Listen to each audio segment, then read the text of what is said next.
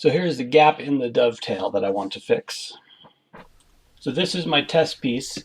I always save my test pieces just in case I screw something up and I need to reset up the machine the exact same way, or in this case use a piece of it to do the repair.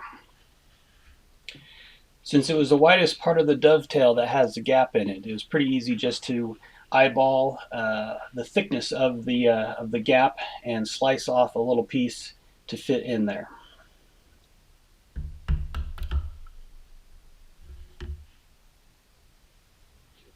I did a little test fit to make sure it fits in there, and at this point you'll just want to take your time, maybe sand it a little bit to get it as far in there as you can, so that it stays in there real well.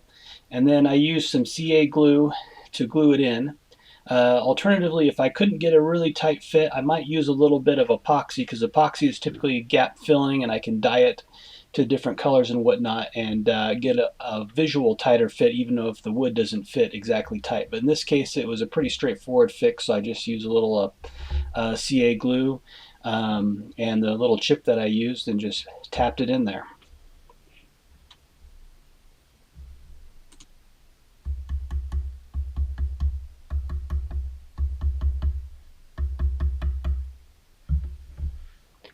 A little activator to speed up the set time, and then I just used a handsaw to flush it off and then sand it smooth, and the fix practically disappears.